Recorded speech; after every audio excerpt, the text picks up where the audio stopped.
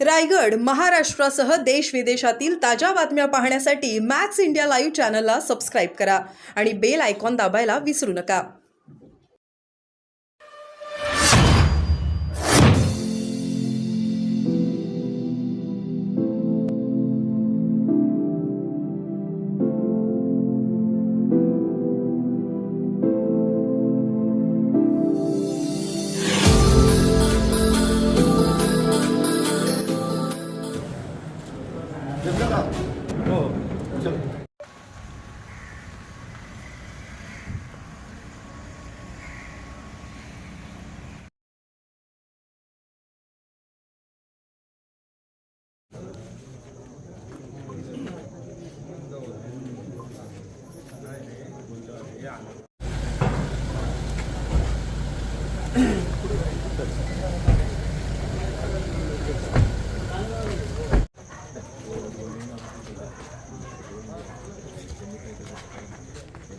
कुटुंबियांची भेट देखील घेतलेली आहे।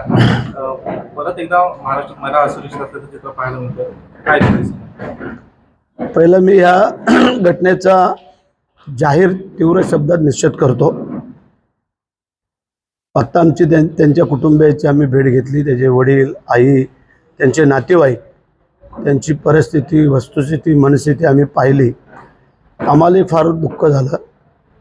मी तिथेच शब्द दिला होता त्यांना आणि मी आत्ताच मुख्यमंत्री फडणवीस साहेबांशी चर्चा केली। त्यांचा आता फोन आला, मग असे पेयना त्यांना सांगितलं, पण आता त्यांनी स्वतः फोन करून मला विचारपूस केली। तर मी त्यांना वस्तुस्थिती सांगितली की बोललो जो प्रकार घडला त्याला कडकातलं कडक शासन होऊन फास्ट ट्रॅकवरती केस घेऊन लवकरात लवकर, त्याचं कारण की त्याला इथं खितपत ठेवण्यापेक्षा त्याला जी काही सजा होण्याची असेल आपल्या नियमाप्रमाणे ती कडक होऊ द्या, तरच त्या लोकांना सगळ्यांना थोडं समाधान वाटेल।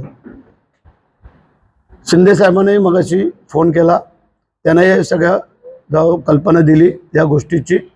तर आमची जबाबदारी आहे एक लोकप्रतिनिधी म्हणून आणि आता सरकारचा प्रतिनिधी म्हणून, मंत्री म्हणून आमची जबाबदारी होती त्यांना धीर देणं, त्यांना काही अडचण असेल तर त्याला सहकार्य करणं। आणि म्हणून आमचे दोन्ही जिल्हा प्रमुख, इथले तालुका प्रमुख, आमचे सर्व अधिकारी, प्रांतसाहेब आलेले आहेत, तहसीलदार आहेत, BDO आहेत, आमचे DYSP, पोलीसचे सगळेच कार्यकर्ते, हे सगळे मंडळींना आता सांगितलं आहे। मनोजला खास करून सांगितलं आहे, तालुका प्रमुख आहे आणि वकिली जी लागेल मदत ते मनोजला सांगितलं त्यांना सांगायचं।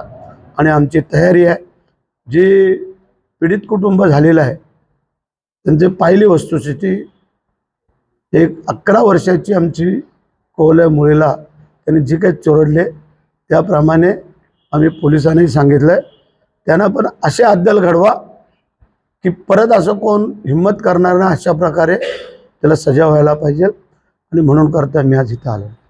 साहेब, वारंवार या घटना आता लैंगिक अत्याचाराचे वाढत चाललेले आणि खास करून रायगडामध्ये बऱ्यापैकी झालेले आहेत। याकडे आपण कसं पाहू शकतो मंत्री म्हणून?